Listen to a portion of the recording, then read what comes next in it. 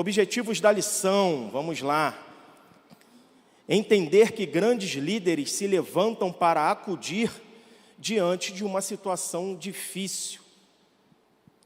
Entender que grandes líderes são planejados e buscam uma visão completa da situação. E entender que grandes líderes superam coisas pequenas e permanecem focados nas coisas grandes. Pode passar, por gentileza, o slide. Antes de entrar na lição em si, deixa eu trazer somente uma introdução histórica um pouquinho rápida para a gente começar a se situar dentro da vida de Neemias, esse grande líder, esse reconstrutor. O período aqui é um período que está acabando ali o exílio babilônico, praticamente já acabou ali no período de Neemias, vai acontecer agora a reconstrução dos muros. Mas vamos se atentar para algo. No pré-exílio, antes do exílio, antes do povo ali do Reino do Sul entrar nesse exílio babilônico, havia reis davídicos, a linhagem de reis ali vindo de Davi. Ali então vai ter a figura do rei, do monarca. Do período dos juízes até ali o período de Saul, é a teocracia, Deus comandando o governo de Deus, o povo não quer, olha para o lado, eu quero um rei. Deus fala, tudo bem, começa agora a vir a dinastia dos reis. No pré-exílio ainda está correndo os reis. Só que no exílio babilônico acaba essa figura. O rei vai virar um prisioneiro de guerra. Então, quando entra o exílio babilônico, agora o rei vira um prisioneiro de guerra. E acaba o exílio, pós-exílio, não vai haver mais reis. A gente vai entender quem é que vai comandar. Depois havia o controle do poder religioso e político. Então, antes do exílio, ali o povo de Israel tinha um poder do controle político e religioso. Esse poder ficava sobre eles, ficava sobre rei. Vou dar um exemplo, Davi. Davi ali estava com poder político, e ali a gente vai ver os sumos sacerdotes com poder religioso, integrando entre si. No exílio babilônico, o poder estava com Babilônia. Babilônia toma posse ali de tudo, vai tomar posse também do poder. Então Babilônia agora vai ser o poder religioso, vai ser o poder político, vai ser o poder econômico. A nação vai virar praticamente escrava. Depois do exílio, o poder político pertencia aos persas, que vai ser o império que surge logo após o Império Babilônico. O poder religioso aos sacerdotes persas ali, alguns sacerdotes de religiões pagãs, e algum poder religioso vai ficar na mão de alguns sacerdotes do povo de Israel. Pouquíssimo poder. Eles não vão dar tanta liberdade assim. Pré-exílio, a lei do Estado era a lei de Deus. A lei que ali percorria Israel era a lei de Deus. A promulgação da lei de Deus dada a Moisés era a lei que era vigente.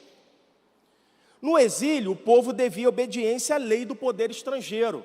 O poder estrangeiro vinha com seu poder avassalador, e ali quem estava no exílio deveria obedecer o poder que estava sobre o seu comando, desse governo estrangeiro. Acaba-se o exílio. A liberdade de observância à lei religiosa, obedecendo também à lei dos persas. Então os persas vão tomar o poder, então o povo ali de Israel vai ter que começar a obedecer uma outra lei, que também não é tanto a lei deles, mas uma lei estrangeira. Mas aqui os persas vão dar uma certa liberdade à lei do Senhor. Só que essa liberdade é um pouco meio que camuflada. Essa questão de exílio, de império, é muito forte. Só por um exemplo, eu considero como exílio ali o período da escravidão ali do Egito. Era como se fosse um exílio, não muito parecido nas suas características originais, mas muito parecido. Mas o povo está escravo dos egípcios. E a situação era tão drástica que a gente às vezes não tem noção. Tem um livro, pastor, chamado Bingorion, As Lendas do Povo Judeu, que vai dizer que as mulheres grávidas, elas iam para o campo amassar barro e tijolo, e assim os homens ficavam algumas vezes dentro de casa fazendo tarefas domésticas. Olha como é que o exílio, como é que a escravidão no egípcio trabalhava. Eu coloco os homens dentro de casa fazendo tarefas domésticas e coloco mulheres no campo trabalhando. Você destrói o físico do homem e a mente. o homem está dentro de casa, mas pensando na sua esposa que está fora. Ele fica desequilibrado mentalmente. E as mulheres que estão no campo amassando tijolos, e as que estão grávidas, muitas das vezes elas vão ter os seus filhos no campo. Ali os filhos vão nascer de uma hora para outra. Dificilmente vai se surgir ali as parteiras, daria tempo para as parteiras ali agirem. E vai dizer nesse livro que os soldados ali egípcios não deixavam essas crianças que acabavam de descer perna abaixo serem resgatadas. Para tu ver o tamanho do sofrimento do povo que vem desde o período egípcio. Mas voltando aqui, no pré-exílio havia capital com palácios. No exílio babilônico, Jerusalém estava em ruínas, palácios e muros estão queimados, como na época de Neemias, que Neemias vai se levantar para reconstruir. Depois do exílio, aos poucos, a cidade foi repovoada e reerguida. Pré-exílio, o templo, a arca de Deus e o altar de sacrifícios eram o centro do culto. Então, o centro do culto antes do exílio babilônico vai ser o templo, a arca de Deus. Ali está configurado o centro do culto religioso do povo israelita. No exílio babilônico, o templo foi incendiado, altar demolido, sem sacrifícios e ofertas.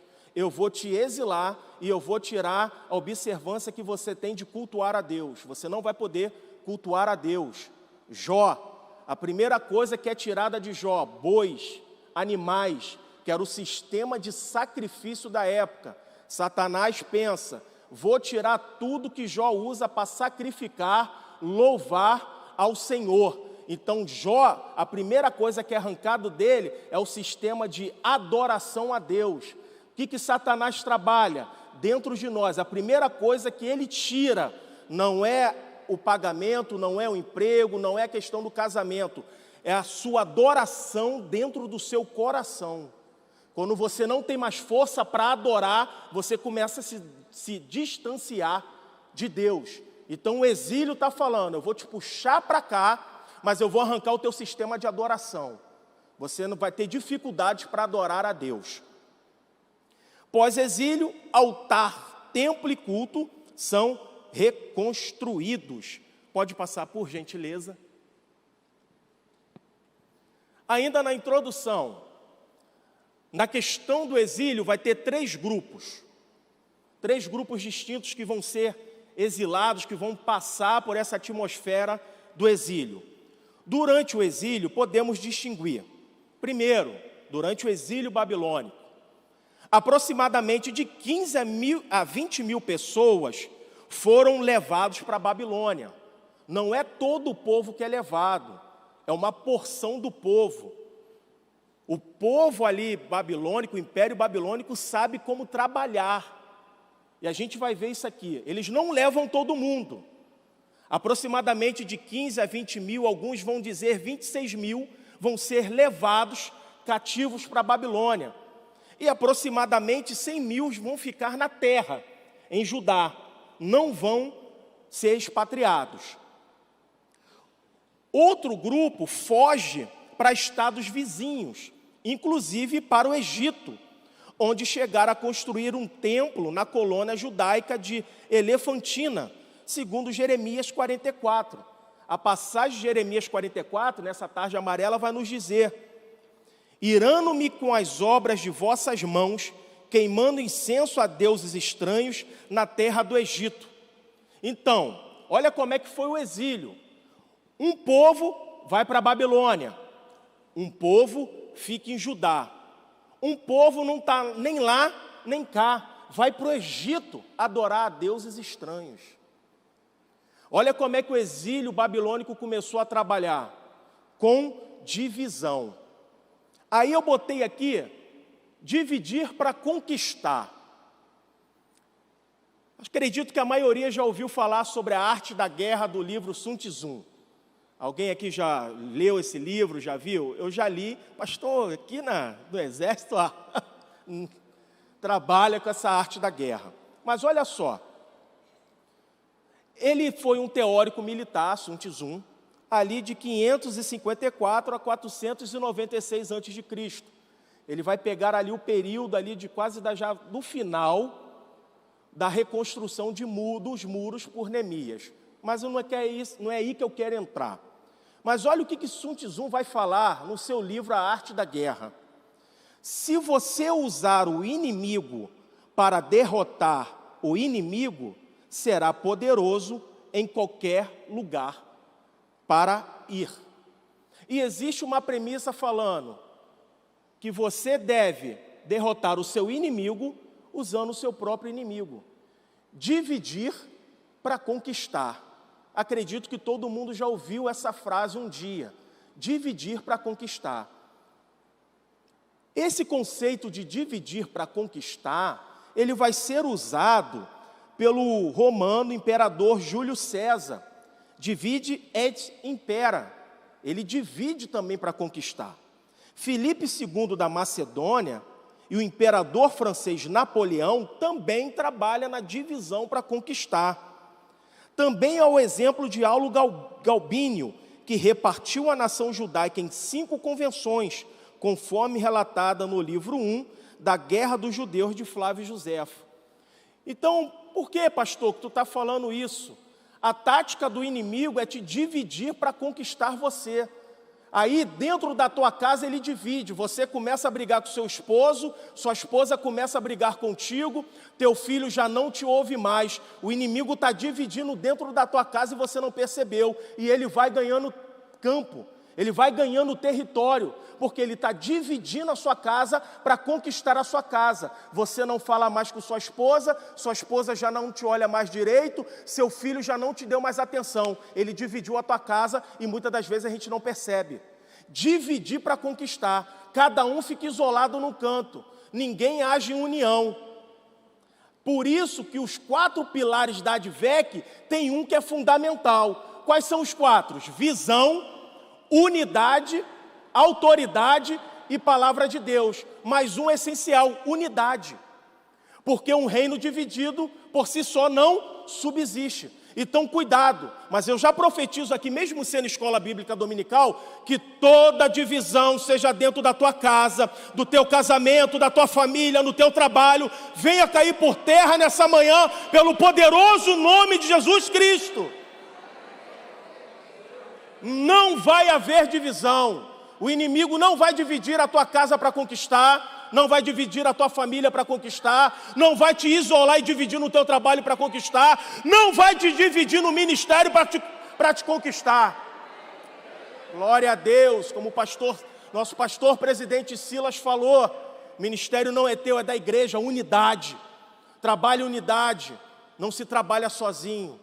Então nós necessitamos observar essas coisas. Divisão. Grandes guerreiros lá atrás usavam essa tática. E o inimigo usa até o dia de hoje. Dividir para conquistar. Não permita.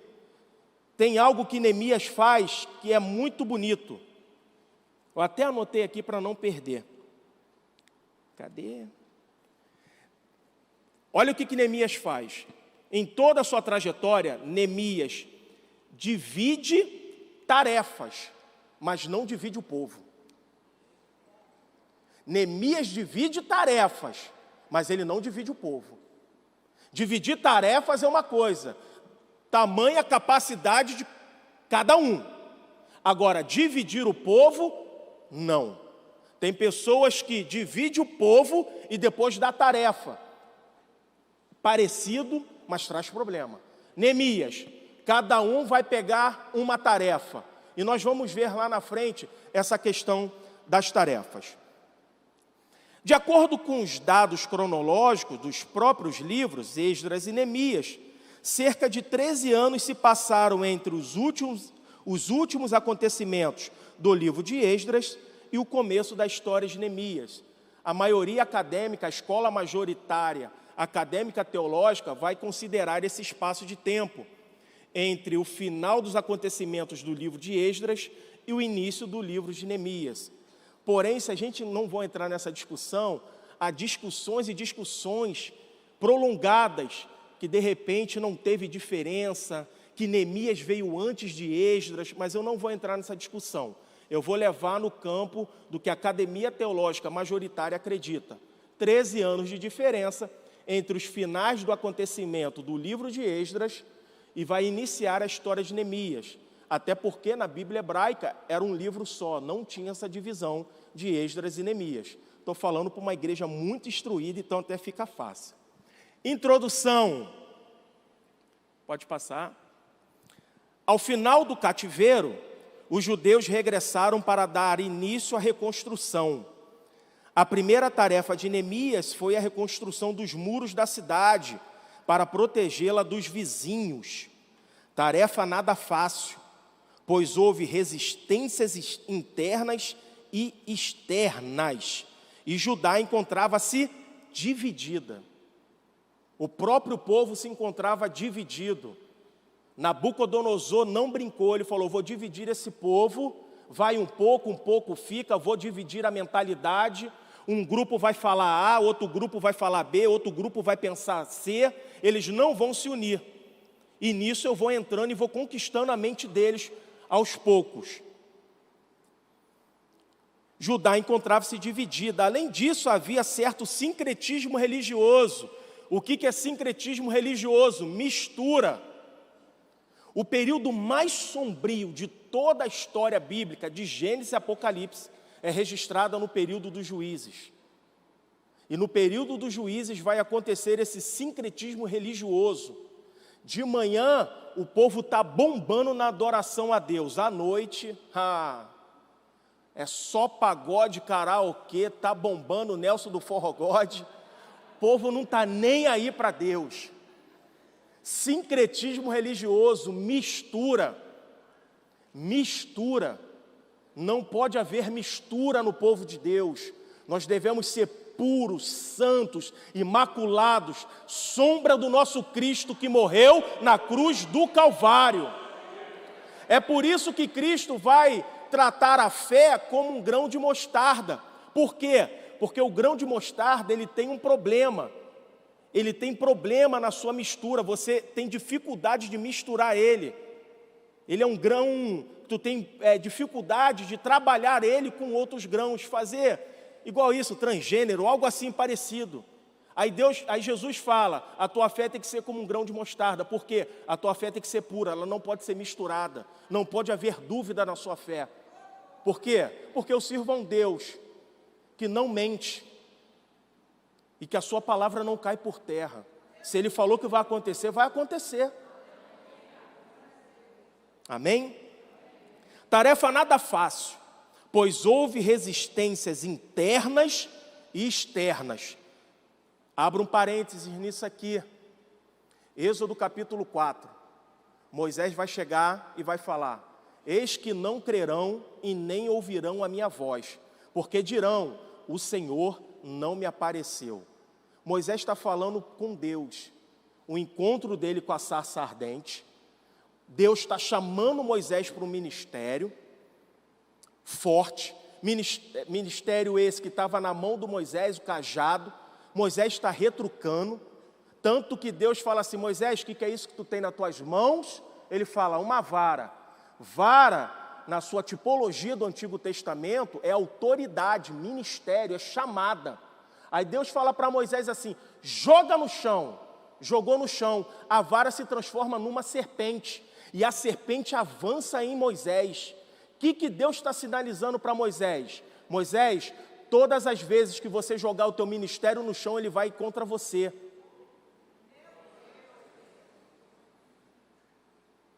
Toda vez que você tenta desagarrar do teu ministério, ele avança contra você mesmo, ele se torna o seu pior inimigo. Então, se Deus te deu, segura esse ministério na tua mão, irmão. Vamos, chorando, gemendo, mas vamos. Mas aí Moisés está falando, eis que não crerão e não acudirão na minha voz, porque dirão, o Senhor não me apareceu. Ele não está falando que ele vai chegar para Faraó e Faraó vai acreditar no chamado dele. Sabe o que ele está falando? Quando eu chegar na minha casa, não vão acreditar que eu tive um encontro contigo. Divisão interna. Porque se o teu vizinho fala que você não vai, que você é fogo de palha, que você é isso, que você é aquilo, se você tiver maturidade, entra no ouvido e sai por outro. Mas quando o inimigo levanta um dentro da tua própria casa, que dorme contigo, aí o negócio fica sério. Você se desacredita e você larga tudo. Moisés está falando, eu vou sentar na mesa de casa, depois desse encontro maravilhoso contigo, e o inimigo vai se levantar dentro da minha casa e vai falar que não acredita em mim. E muitas das vezes acontece isso. A gente sai do culto, sai de uma EBD como essa, chega em casa, o inimigo parece que está nos esperando para nos desacreditar. Mas Deus está falando para Moisés, não larga o teu cajado. Eu te dei essa autoridade nas suas mãos. Pode passar, por gentileza. Aqui estão algumas fotos das muralhas encontradas através de escavações que podem ser de Neemias. Eles ainda estão trabalhando nessas informações. Através da arqueóloga Eliette Mazar, ela vai liderar muitas escavações e ela acredita que essas aí são as muralhas restituídas por Neemias. Pode passar. Neemias vai ser um diplomata. O que é um diplomata? É um representante do seu país de origem perante a outras nações. Neemias é descendente de uma família de deportados. Vem a Jerusalém com a autorização do rei persa para colocar a casa em ordem. Aparentemente, ele não era um sacerdote, nem tinha ascendência sacerdotal, como era o caso de Esdras. E não se pode provar que ele fosse descendente de Davi, como era Zorobabel. Em termos de caráter, ele mostra todos os sinais de uma nobreza notável. Ele aparentemente não era de uma casta nobre, mas isso não interferiu dele ter o seu caráter de nobreza. Eu não preciso estar numa casta de nobreza, mas o meu caráter tem que ser nobre. É isso que vai destacar em Neemias, mesmo sendo um copeiro do rei. Não me importa de onde eu vim, importa o que Deus está fazendo na minha vida e está chamando. Se teve lá atrás problemas familiares com Neemias, Neemias está falando, eu vou me portar diferente. Eu vou fazer diferente dentro da minha casa e dentro da minha família. Esse negócio de, que meu pai era assim, que minha mãe era assim, meu avô é assim. Chega, está esgotado. O importante é que Deus te chamou, colocou uma autoridade na tua mão, e daqui para frente como é que tu vai se portar? Tem que se portar como Neemias. Ele não veio de uma nobreza, mas o caráter nobre estava dentro dele. Ele mostrava todos os sinais de uma nobreza notável. E, sem dúvida, por essa razão, foi escolhido para a importante posição de copeiro do rei. Podemos supor, com base em eventos posteriores, que essa posição era lucrativa, como lhe também dava muita influência junto ao rei. Alec Moody vai escrever, Neemias chega a nós como um homem no auge de sua carreira, mas não sabemos nada sobre o seu histórico, nem sobre os estágios da sua ascensão, a influência e posição social. Não se sabe como Neemias chegou nessa posição de copeiro do rei. Algo influente, mas o importante é que ele está lá. Às vezes Deus usa de estratégias para nos colocar em lugares que a gente nem imagina. Ele pode usar pessoas como me usou e usa até o dia de hoje. Ou às vezes ele pode te colocar em situações que quando você vê, você já está dentro dela. Domingo passado eu ministrei EBD sobre Davi e eu falei para o povo, tu já notou como que Davi entra numa batalha com Golias sem ele perceber? Como é que Deus coloca Neemias lá? Olha o que Deus vai fazer através da vida de Jessé, seu pai. Vou te dar porções de leite, de queijo, de cevada. Vai e leva para os seus irmãos. Davi agora é como se fosse Neemias. Vai servir os seus irmãos em guerra. Aproximadamente 40 dias, Davi está chegando com um pouquinho de pão, um pouquinho de cevada, um pouquinho de leite, de queijo. Toma, toma, toma. Por quê? Porque se Deus fala para Davi, eu vou te colocar numa grande guerra, numa grande batalha, eu correria. Olha, se prepara aí que tem um gigante de 3 metros, você tem 0,001 por chance de sobreviver. Vou subir monte, vou jejuar, vou vir para tudo quanto é consagração. Afaste de mim esse cálice, eu não quero. O que Deus faz com Davi? Leva pão e leite. Em pequenas tarefas, Davi entra numa grande guerra, sem perceber. É aquele momento da tua vida que tu fala assim, meu Deus, como eu entrei nessa luta?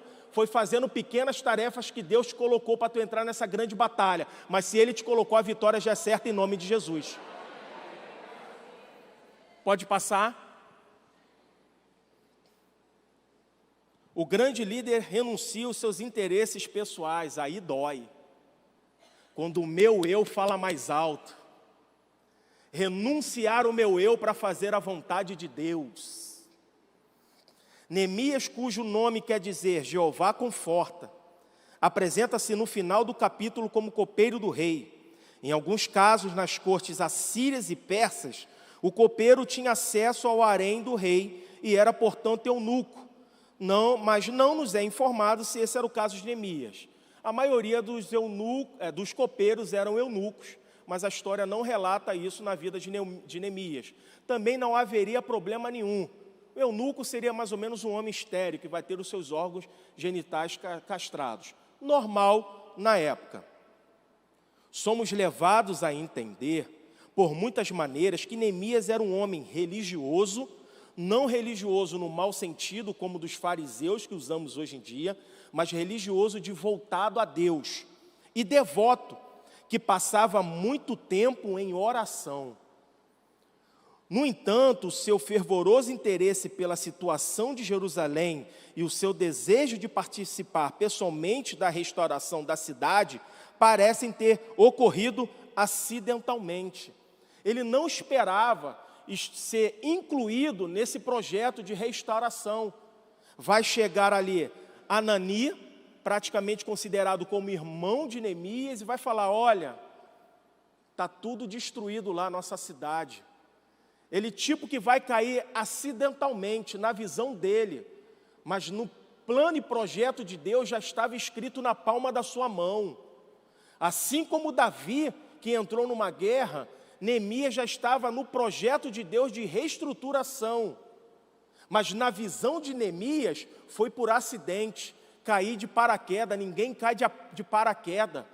É propósito e projeto de Deus aonde você está, seja na abundância, na prosperidade, seja na escassez e no momento difícil. Se já está escrito na palma da mão dele, quer dizer que tudo está sobre o seu domínio. Por mais que você tenha medo do momento difícil, e isso que Deus colocou sobre a tua casa nesse momento que você está vivendo, ainda está no domínio do Deus Todo-Poderoso, que não perde luta e nem batalha. Pode passar, por gentileza. Um povo que ora e chora. Na oração que Neemias fez, temos uma ideia da sinceridade desse homem de Deus. J. Campbell Morgan nos deu uma boa descrição da sua oração. Um grande erudito das palavras, ele. Ele vai dizer, o homem que orava estava cheio de beleza e revelava uma correta concepção de como deveria ser uma oração sob tais circunstâncias. Ela se iniciou com uma confissão, então a oração de Neemias para Deus começa com uma confissão, ele se inclui como pecador junto com o povo, sem reservas ele reconheceu o pecado do povo e identificou-se com ele, então prosseguiu, reivindicando as promessas que Deus lhe havia feito e terminou com um pedido pessoal. Então a oração de Neemias não é aquela oração que muitas das vezes fazemos, não errado, mas mecanizada. Poderoso Deus, eterno Pai, aquela coisa mecanizada que nós usamos. Neemias, ele para, ele respira, ele analisa o ambiente, ele vai ver o que está acontecendo, e ele vai encaixar sua oração no problema que ele está vivendo. E ele começa o quê? Confissão, sou pecador, não sou digno de estar diante da tua face. Ele se inclui no problema que o povo também está passando. E depois, eu sou pecador, mas tem uma promessa sobre mim. Tem uma promessa sobre a minha casa. Senhor, age de misericórdia e graça sobre o meu pecado. Mas nessa manhã eu estou reivindicando a promessa que tu me fez. É isso que ele está fazendo. E depois ele vem com um pedido pessoal. Senhor, Se apraz, atenta para o meu pedido. Então, a oração de Neemias vem de uma confissão. Ele confessa o seu pecado, o que ele está passando. Depois ele vai falar, olha, mesmo em pecado eu tenho uma promessa. E tu é homem para que minta, e nem tu não é homem para que minta, e nem filho do homem para que se arrependa. A minha promessa está demorando, né? Aguarda só um pouquinho. Deus está preparando tudo. Mas mesmo a tua promessa demorando, reivindicando suas promessas, continue fazendo os pedidos pessoais que você tem a fazer para Deus. Porque Ele está com seus ouvidos atentos a responder a sua oração. Durante os 3 ou 4 meses, entre a chegada das notícias de Jerusalém e a revelação do seu segredo ao rei, é evidente que cresce em Neemias a convicção de que havia algo que ele poderia. Deus deixou claro para ele, vai dizer Stafford, que ele estava sendo chamado não apenas para orar, mas para ir. Então, essa oração, esse chamado de Deus para Neemias, não é só, Neemias, ora e fica onde está.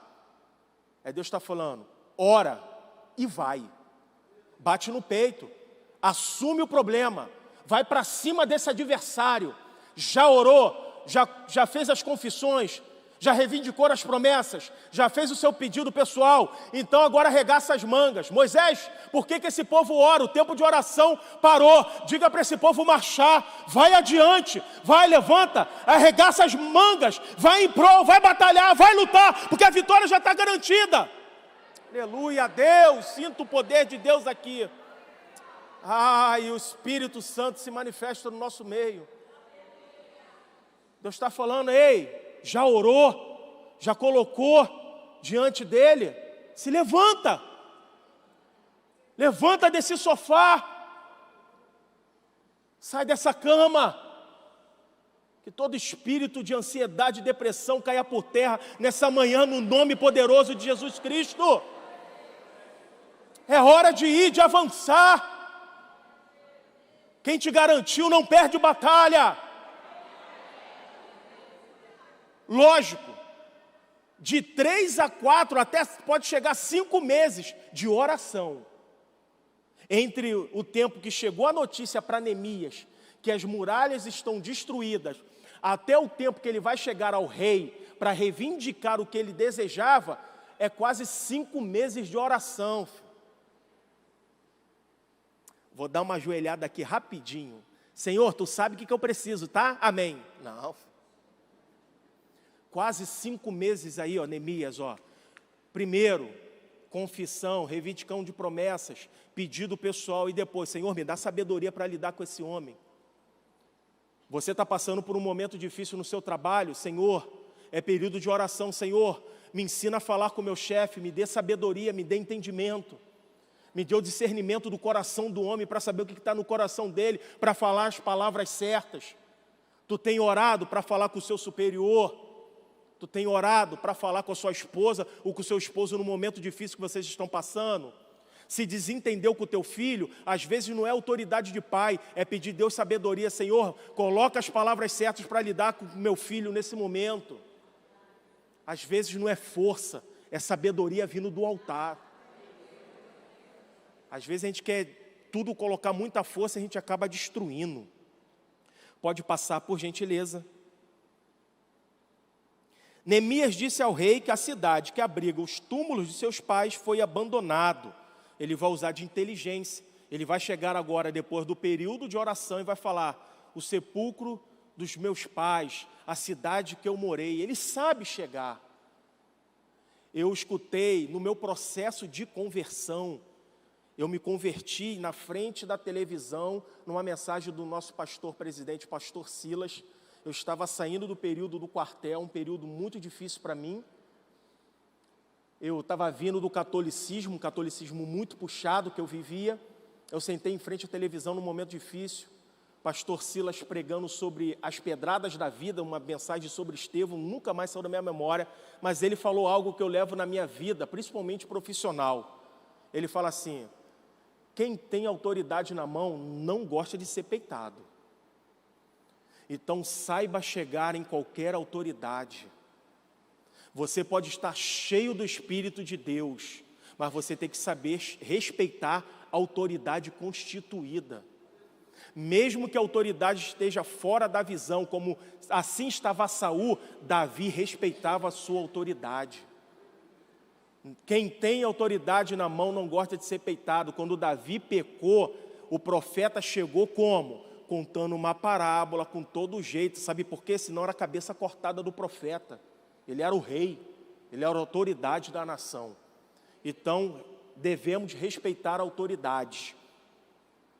Muitos comentaristas, por exemplo, Adam Clarke, sugeriram que os reis da Pérsia, esse período aí, estavam acostumados a ter diversos copeiros, talvez um para cada trimestre do ano. Isto pode explicar porque a tristeza de Neemias não foi detectada pelo rei antes. O que ele está falando?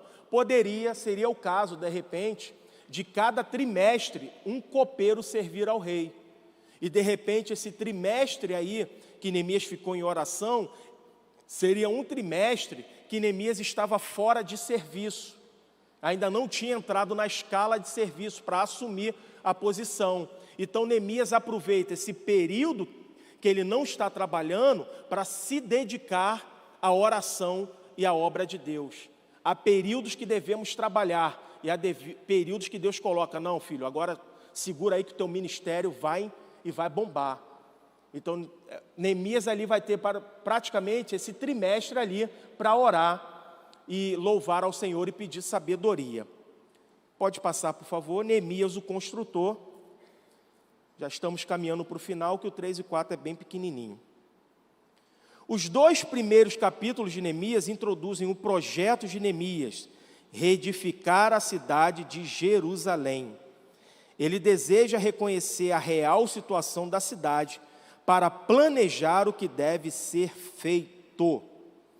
Ali tem 2 datas, 586 a.C., Babilônia vem e faz a arruaça que faz. Em 444, Neemias então surge ali para começar o projeto. Então, aproximadamente 142 anos que a cidade de Jerusalém já está destruída, com muros derrubados, portas queimadas, quase 1,5 século de destruição. E o que Neemias vai fazer? Ele vai agora projetar, ele vai reconhecer. Ele não vai com a cara limpa, ele vai estudar a situação. Muitas das vezes nós somos derrotados porque nós não paramos para estudar a situação que estamos vivendo. Neemias para e vai estudar e vai chamar aliados. Todas as vezes lá em casa, quando tem uma crisezinha financeira, é só lá em casa que tem crise financeira? Não, né? Eu reúno todo mundo, falo para a esposa, puxo meus filhos e falo, o momento é de restrição financeira. Lanchezinho, sábado, domingo, sexta-feira, vamos reduzir, vamos analisar todo o que estamos vivendo, todo o projeto, vamos olhar fora e olhar dentro. Neemias vai reconhecer essa situação. Pode passar, por gentileza. O plano de Neemias. O projeto de reconstrução de Jerusalém por Neemias não visa apenas o aspecto estrutural da cidade, a parte física. Trata-se de um empreendimento que abraça a totalidade da sociedade judaica. Segundo Scarpelli, a reforma de Neemias foi realizada em 3 etapas principais. Neemias não visa somente a questão estrutural.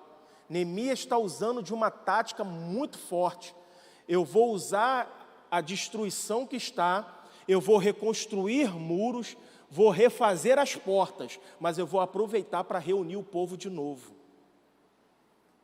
Ele consegue enxergar além. Às vezes nós estamos enxergando somente o problema central. Neemias enxerga o problema central, vai trazer uma solução para o problema central, mas ele vai também falar o quê? Vou aproveitar disso, vou colocar todo o povo para trabalhar em unidade, porque está cada um por si. Eu vou aproveitar essa situação e vou juntar todo mundo. Problemas dentro de casa, às vezes você quer passar sozinho, e às vezes Deus está falando, não passe sozinho, uma oportunidade para tu trazer todos da sua casa, junto contigo, para mais perto. mas aí você se cala e quer passar pelo problema sozinho. Deus está falando, não, é uma oportunidade que você tem para juntar aqueles que estão afastados. Usa dessa estratégia. A primeira plano de Neemias, descrito nos capítulos 3 e 4 do livro, centra-se na restauração física e estrutural da cidade. Primeiro ele vai trabalhar na restauração física e estrutural, ele vai reerguer os muros, as portas, ele vai blindar, ele vai fazer um campo de força, como se fosse um escudeiro, para que nada comece a atingir eles novamente. Depois ele vai trabalhar na reforma social, ele vai trabalhar na reforma da sociedade. Vamos trabalhar na reforma social. E depois ele vai trabalhar na reforma religiosa. Somente pela questão dos muros, se fosse muitas das vezes eu e você hoje, chegaríamos ali e falar, não, vou reconstruir o muro, tudo bem. Tarefa dada é tarefa cumprida, missão dada é missão cumprida. É só o muro? Só o muro. Neemias não. Do muro, ele vai fazer uma reforma social na sociedade e depois ele vai trabalhar na reforma religiosa junto com Esdras. De uma pequena tarefa, ele consegue desmembrar para 3. De um plano só de restauração, ele vai trabalhar em 3 aspectos. Às vezes você está tão focado no problema que você não consegue ampliar. Às vezes o problema não é só seu e do seu marido. Começou aonde? De repente começou numa crise financeira. Começa a ajeitar essa crise financeira. Você tem que identificar e ter planos para os problemas. O problema de Neemias era um só, mas ele trabalhou na reestruturação, na reestruturação física dos muros, reestruturação social e reestruturação religiosa. Olha a mentalidade de Neemias. Pode passar, por favor. Planejamento cuidadoso. Um planejamento cuidadoso foi sua primeira estratégia. 3 dias depois de chegar a Jerusalém e assumir o papel de administrador da cidade, ele fez uma expedição noturna, não anunciada pela cidade, na companhia de algumas pessoas para avaliar o estado dos muros. Ele vai chegar à noite e ele vai avaliar todo o problema, como nós vimos. Só que ele não vai avaliar sozinho, ele traz algumas pessoas junto com ele. Por quê? Porque muitas das vezes a gente não vai enxergar o problema por si só. Muitas das vezes é necessário ter alguém do nosso lado, porque ele vai enxergar algo que você não enxergou. Muitas das vezes, a gente está lá na igreja debatendo alguma coisa entre os pastores, um traz uma ideia, a gente fala assim, pô, mas tem esse outro lado aqui, pode acontecer isso aqui. Isso é estratégia, não tenta caminhar sozinho. Divida o plano de Deus com alguma pessoa próxima a você, que também ore e jejue como você. Às vezes você quer dividir o seu plano com uma pessoa que nem da igreja é, que não vai te edificar e te fortificar em nada, que também está com uma vida destruída. Essa pessoa está precisando mais da tua palavra do que você da orientação dela. Então tome esse cuidado. Pode passar. Neemias rompe a hierarquia e coloca-se o primeiro entre os iguais para romper as distâncias e negociar diferenças entre o orador e o povo. Mais ainda, visando a adesão do Espírito, Neemias não vai usar só de estratégias materiais e carnais, ele vai pedir a unção do Espírito Santo sobre ele. Fala não como governador ou juiz, mas como irmão. Neemias, ele vai saber se dirigir ao povo. Ele não está falando aqui com autoridade, como governador, como rei, como sacerdote, não. Ele vai se dirigir como irmão. Ele vai saber como pedir. Para persuadir, faz-se necessário, primeiro, conquistar o povo. Você precisa saber conquistar o povo, para depois você saber pedir. Às vezes você nem cumprimenta o irmão do lado, aí depois você quer pedir algo, dificilmente você vai conseguir. Neemias primeiro ele conquista o povo com carisma. Nesse quesito, Neemias é exemplar. Em seu discurso, Neemias cumpre ainda os ensinamentos dados por Abreu em sua obra A Arte de Argumentar. Olha o que Abreu nos ensina. Segundo o autor, para que o orador tenha sucesso na argumentação e, portanto, na persuasão de um auditório, nesse caso de Neemias, o povo deve cumprir 4 condições fundamentais: definir o assunto claramente, adaptar a linguagem, gerenciar boas relações, sabendo ouvir e falar, e agir com sinceridade. Neemias, então, ele define qual é o assunto. Às vezes a gente fala, vai pedir, a gente não fala coisa com coisa, e no final não pediu nada. A gente embola a cabeça de Deus, Deus, oh, meu Deus, nem sei mais o que tu quer, nem tu sabe mais o que você está querendo. Então é necessário definir bem o assunto, quando você precisa trazer o povo para si. Deus sempre quando falava com o povo era um assunto definido. Eu quero isso, é assim, a minha lei é assim, minha obediência é assim. Deus não ficava dando volta não, ele era bem direto. Era assim que Deus agia no Antigo Testamento. Adaptar a linguagem, você tem que saber para que tipo de público você está falando. Não adianta eu pegar uma classe de novos convertidos e encher eles de palavras teológicas acadêmicas. Vai todo mundo ficar me olhando com um ponto de exclamação em cima, igual desenho animado. Às vezes também eu falo muito lá nas classes. Às vezes Deus te tirou da comunidade, do tráfico, que você tem essa linguagem e Deus vai te colocar lá para você trabalhar, porque você tem a linguagem da comunidade carente. Porque às vezes é difícil tu pegar um professor acadêmico e colocar para falar para dentro de quem está numa comunidade carente. Às vezes você quer falar tão rebuscado que o cara vai ficar te olhando, não entendi nada. Então, adaptar a linguagem e gerenciar boas relações, sabendo ouvir e falar no momento certo, e sinceridade. Pode passar. Alguns ensinos importantes. Em um projeto comunitário é importante a cooperação de todos e a distribuição das tarefas. Então, primeiro ensino importante, trazer toda a comunidade. Vamos todos cooperar, cada um na sua tarefa. Neemias 4,16 vai dizer assim, eu gosto muito desse versículo. E sucedeu que, desde aquele dia, metade dos meus servos trabalhava na obra, metade deles tinha as lanças, escudos, arcos e couraças. Os líderes estavam por detrás de toda a casa de Judá. Neemias fala assim, quem é de evangelismo, evangelismo, mulheres é mulheres, homens é homens, professores, professores. Neemias divide a tarefa. Quem é de guerra vai para a guerra, quem é de oração e jejum vai para oração e jejum, quem é de ensino arregaça as mangas e vai para ensino. Por quê? Porque tem uma tarefa específica para cada um na casa de Deus.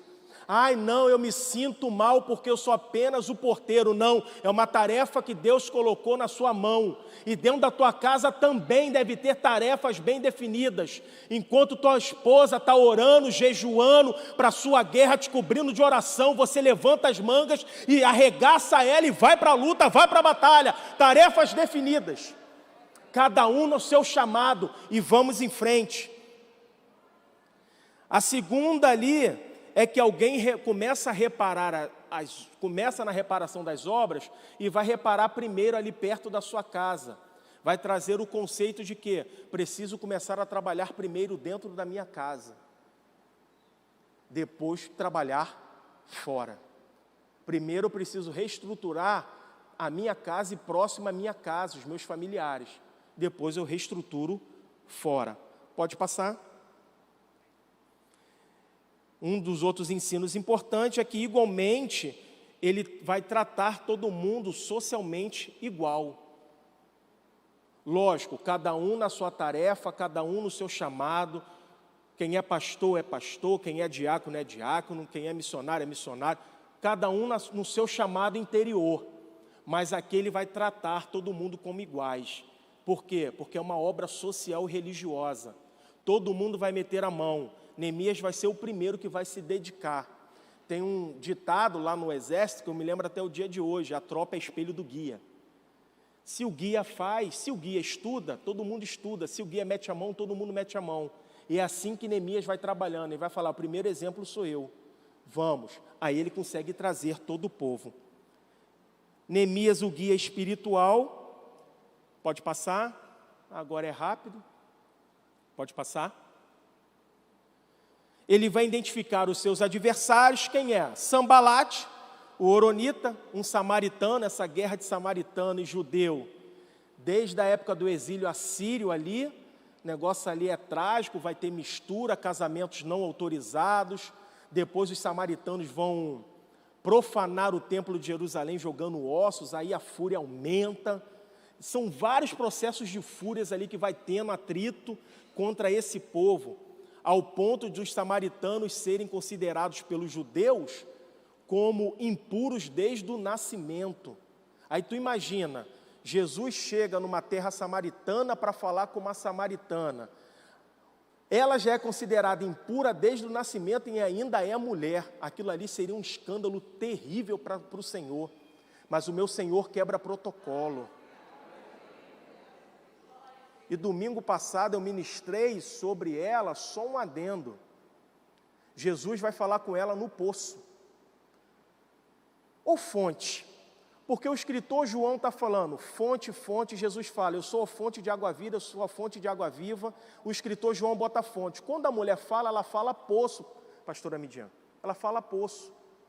Por que a mulher fala poço, mas o escritor João e Jesus está falando fonte? É simples. Porque a mulher ainda vive a religião do poço, e Jesus está oferecendo para ela a religião da fonte, tem diferença. Segundo, o local de encontro é uma fonte. Isaac, quando vai conhecer Rebeca, é na beira de uma fonte. Ele conhece a sua esposa na beira de uma fonte. Jacó vai conhecer Raquel na beira de uma fonte. Moisés vai conhecer Zíbora na beira de uma fonte. Todos vão conhecer a sua esposa, o seu próprio relacionamento na beira de uma fonte. Aí vem Jesus aonde? Marcou encontro aonde? Vou conhecer a minha nova noiva, a minha amada, porque ele vai considerar a mulher samaritana como uma noiva, uma amada, uma missionária. Ele está falando, mulher, você vai ter um novo relacionamento. Tu já teve 5 deuses, o que você tem não é teu, mas agora nesse lugar de relacionamento eu me chego até você. Então o local de encontro não é qualquer local. É por isso que tu está na EBD. Por quê, pastor? Aqui foi o local que Deus fez de encontro contigo nessa manhã para mudar o teu relacionamento com Ele. Sambalate, Tobias é amonita, e Gósen ou Gessem, ele vai ser árabe. Então são os 3 inimigos que Neemias vai conseguir identificar. Pode passar, por favor. Identificando os 3 inimigos, e Neemias agora ele vai começar a trabalhar com a sua liderança. Olha o que diz aqui no meio. Tentativas de lubridiar. Não, 3.2, por favor, volta 1. Isso. No meio. Quaisquer que tenham sido os planos dos inimigos, coube a Neemias tomar todas as precauções contra ele. Então Neemias viu os inimigos, identificou. Às vezes você não ganha a tua vitória porque tu está identificando o inimigo errado.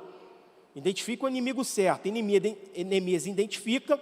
Aí ele vai trabalhar como?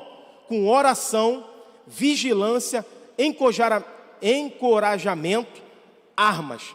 Ele observa que as defesas espirituais e morais estão em primeiro lugar, mas as defesas materiais não são negligenciadas. Neemias sabe identificar os inimigos, ele pega as suas armas em práticas, oração, jejum, e ele vai observar que cada inimigo vai identificar um tipo de arma diferente. Um tipo de arma diferente. Às vezes, o seu casamento, a arma é oração. Às vezes, com o seu filho, é um bom diálogo. Tem que saber identificar as armas. E no final vai dizer que os recursos eram poucos. Neemias não tinha tanto recurso. Então, recurso não me impede de fazer a obra de Deus. Falta de recursos ou poucos recursos não me impede de fazer a obra de Deus. Pode passar? Aí ali eu falo sobre a questão da desunião interna, que eu já trouxe, os 4 pilares da Adverc. Por quê? Porque os inimigos vão trabalhar com desunião interna. Sambalate, Tobias, Gésem, eles estão trabalhando com desunião interna. Eles estão trazendo mentiras para Neemias. Olha, Neemias quer tomar o lugar do rei. Olha, Neemias, teve um profeta que falou isso e Neemias não dá ouvido. Neemias tem discernimento espiritual. É um dom que às vezes estamos deixando passar longe. Temos que aprender a pedir a Deus discernimento espiritual. Neemias então vai ter discernimento espiritual. Por quê? Os inimigos estão querendo trazer desunião interna. E aí a gente aplica os 4 pilares da ADVEC. Pode passar. Neemias, o administrador sócio-religioso. Pode passar. Fechando. Neemias restituiu as festas dos tabernáculos. Ele agora vai reconstruir os muros, reconstruir as portas. E ele agora vai começar a trabalhar em outras áreas, social e religiosa. Primeira questão, ele vai trabalhar na questão da religiosidade, ele vai trazer de volta a questão das festas. Ele vai restituir a festa dos tabernáculos. Que festa é essa? Que simboliza o período de peregrinação do povo no deserto, que armava tendas. E ali, armando tendas no deserto, Deus mandava maná, codornizes. Então, é instituído como a festa do tabernáculo, que era o período que o povo estava no deserto, mas Deus nunca desamparou o seu povo. Ele restitui essa festa.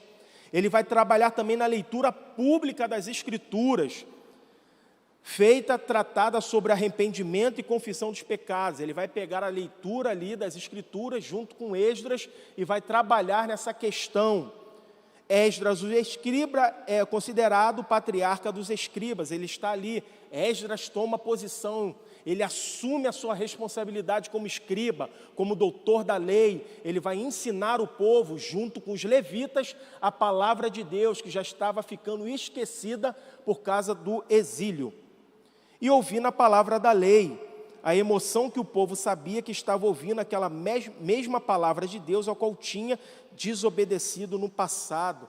Então o povo, ao ouvir a palavra de Deus, está lembrando daquela lei promulgada aos seus antepassados. Porque no período do exílio, dificilmente eles estavam se voltando para a lei de Deus. E aí eles vão falar assim, meu Deus, que saudade. Porque às vezes a gente só vai dar valor quando a gente perde. E eles vão dar valor à leitura da palavra de Deus, porque eles tinham perdido isso. Neemias levou o povo a uma oração de confissão de pecados e adoração. Pode passar. Conclusão, talvez Neemias tenha sido um dos mais versáteis líderes de toda a narrativa bíblica. O Senhor estava com este filho de Acalias. Apesar disso, sua tarefa não foi executada sem lutas. Todo líder que deseja ser vitorioso deve preparar-se para oposições, ser perseverante, ter determinação e fé, além de colocar-se na dependência do Altíssimo em constante oração.